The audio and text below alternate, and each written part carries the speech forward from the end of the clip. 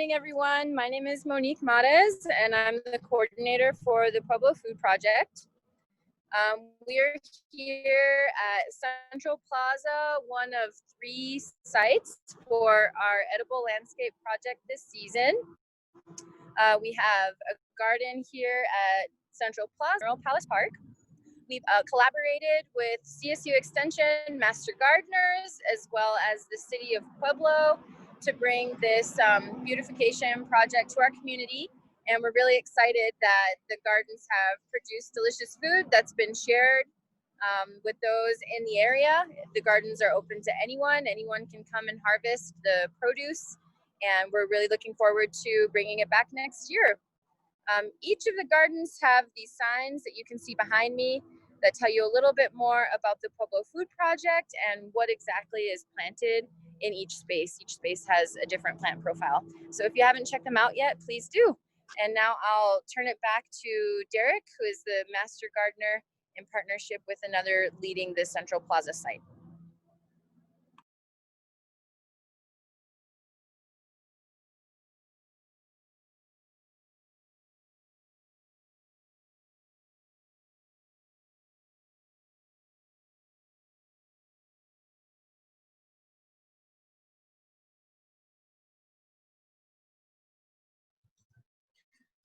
Hello, Derek. Are you on mute? I can't seem to hear you.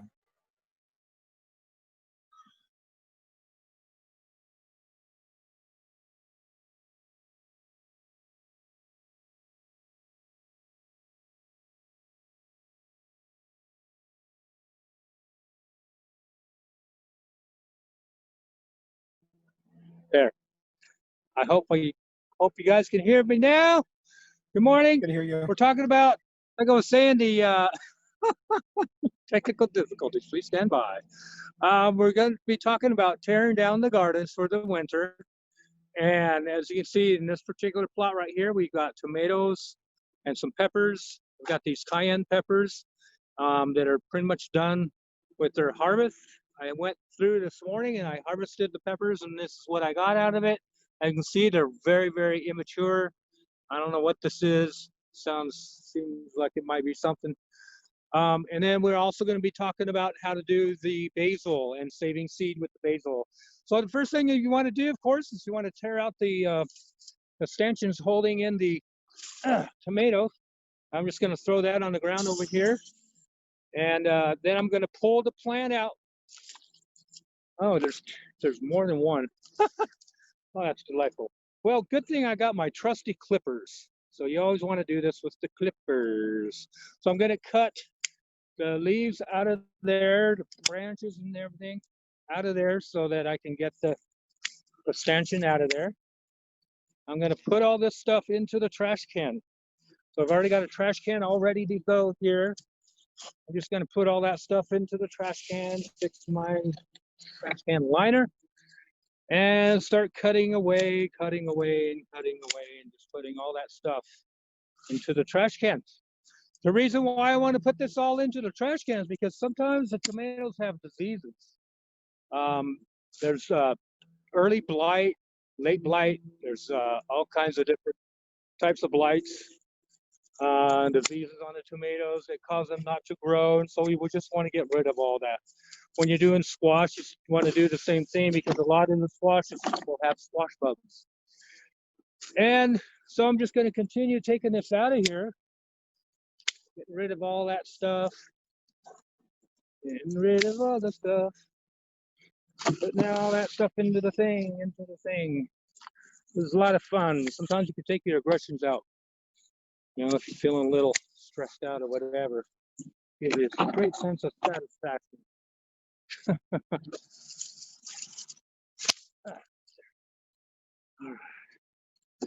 All right. So if you have multiple tomato plants, you know, just want to get all that out of there. I'm gonna rip this thing out of here. Real good. Throw that on the ground again. Do all the stuff over here and get all that stuff out of there. So that's a tomato plant there. And then the peppers, you want to do the same thing. Of course, you want to get all the stuff harvested off of the pepper plants. because a lot of times they will finish maturing and then just pull the plant up by the root. And then I always like to tap the root, make sure that the ground, the dirt that's around the root ball will stay in the garden plot. You know, we spend a lot of time getting that soil perfect, just the way we want it. So we want to keep it that way over the winter. Let's talk a little bit about saving seeds real quick. This is basil, Thai basil. As you can see, it's starting to dry out, and this is what it looks like when it's ready to harvest. So what I'm going to do, and I have my little cup right here, I'm just going to take that. I'm going to put my fingers around the edge down here. I'm going to hold them together like this. I'm just going to pull up like that, and then toss all that seed into the little cup right there. And that way I can have more basil next year when I am ready to start my garden. I just replant the seed that has grown over here. So that's one way that we can continue the crops of the garden and everything. So the Swiss chard that's over here, I'm not going to do anything with that because, you know, it survives the winter really well. So there's no need to take that out of the garden because it's actually a really good indicator of when the soil is warm enough that you can start planting the rest of the crops, because that will be one of the very first ones that comes back up. So there you have it. I'm going to send it over to Frank now. He's over there at Mineral Palace Park. Go, Frank. You're on. Hello, Derek, and everybody attending on this call. Should there be any? I'm not sure, but in any case, yes, I am Frank Cordova. I am a Colorado Master Gardener, just like Derek, although he's been one for much longer. But in any case, I've been helping not here generally at Mineral Palace, but over at Sister Cities. But over here at Mineral Palace, we have 2 large, long plots that have been planted with a variety of things, tomatoes and peppers and some marigolds that have kind of are a little hidden here between some of the peppers and tomatoes. You can actually eat marigold flowers as well, and sometimes it's okay to eat the stems also, or the leaves of the plant also. But here, as you can see, some of the tomato plants kind of maybe got hit a little bit by either some kind of disease or more likely the frost that we had a couple weeks ago.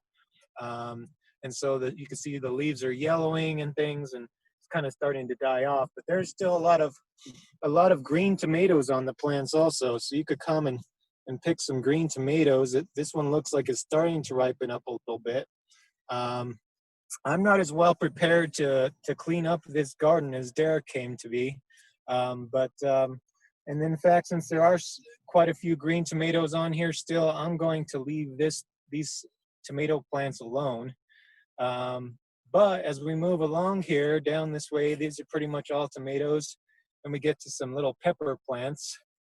I say little, but they're actually quite tall. They're like probably 3 feet tall or so. So these ones did really well. There's some bugs on them. I don't know what kind, or maybe those aren't bugs. Then there's another variety of tomatoes over here. Some more peppers.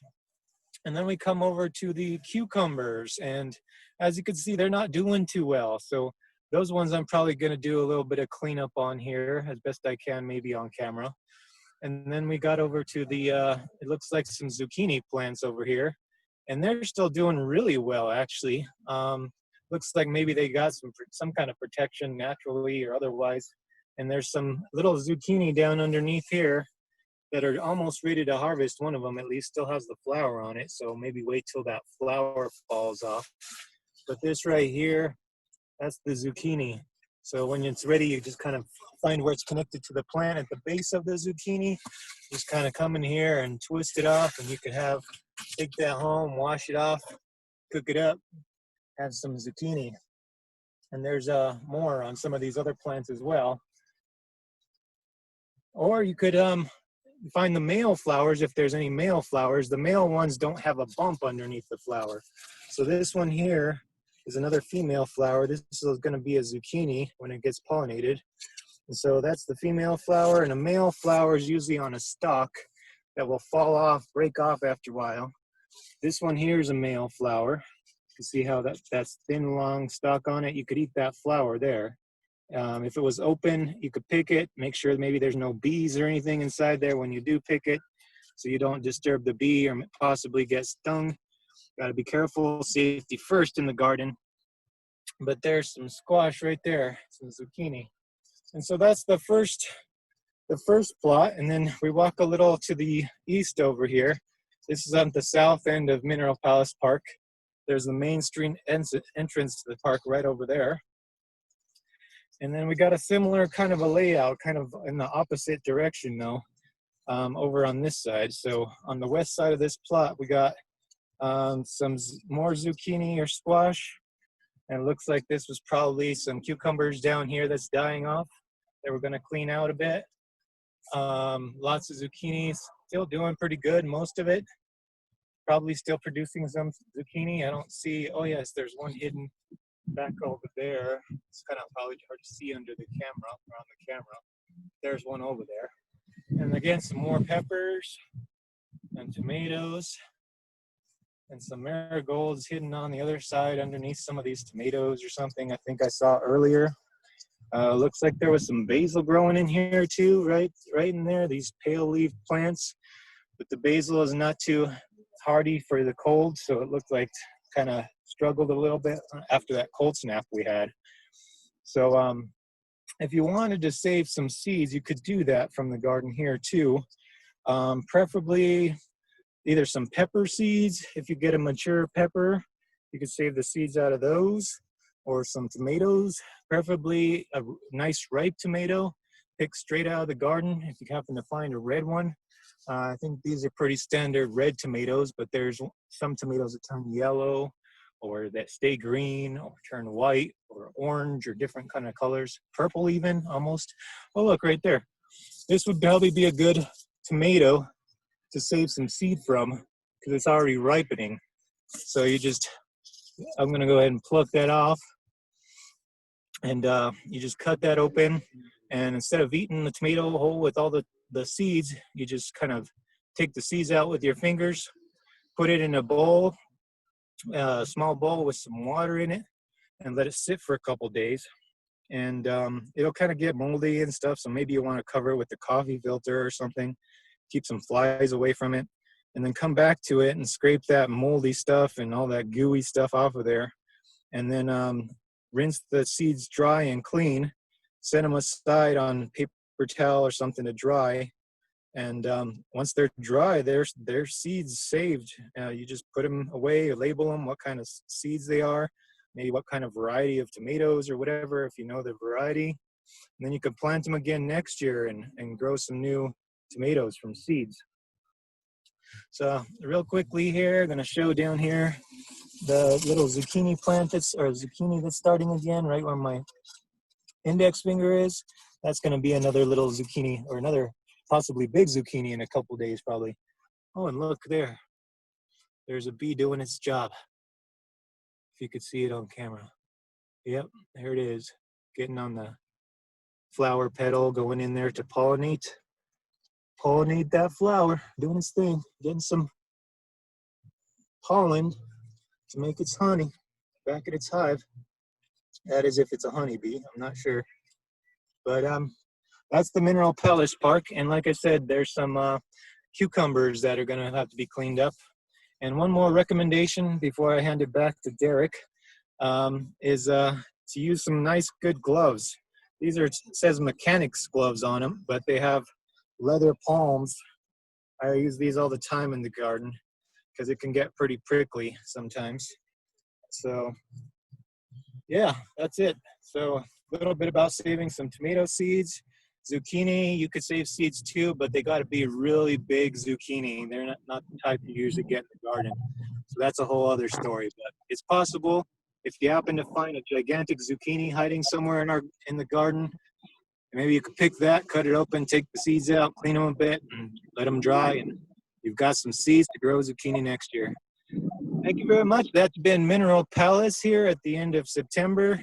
I'll hand it back to Derek. Thank you, Frank. So yeah, this edible landscape project's been a real blessing for Pablo. You know, trying to get the getting this project off the ground has been really challenging at times, but it's also been very, a big blessing. I just want to point out, switch the camera over here. I've already got this plot already cleared out and everything. I've got everything out of there, all the tomatoes and peppers and everything else. And now this particular garden plot is now ready for winter. So in the springtime, it'll be ready to plant and ready to go. And so that's all we have for you today, folks. Any other questions, feel free to email to me. Let me switch this camera around. Hey, there I am. Anyway, if you have any other questions, please feel free to email me. My email address is dericnsd@gmail.com. That's DERICNSD@gmail.com. You can email them to me, or you can call the extension office at 583-6566, and we'd be more than happy to answer any of your questions about any of the topics we discussed today. With that in mind, thank you all very much for coming, and have a very beautiful day.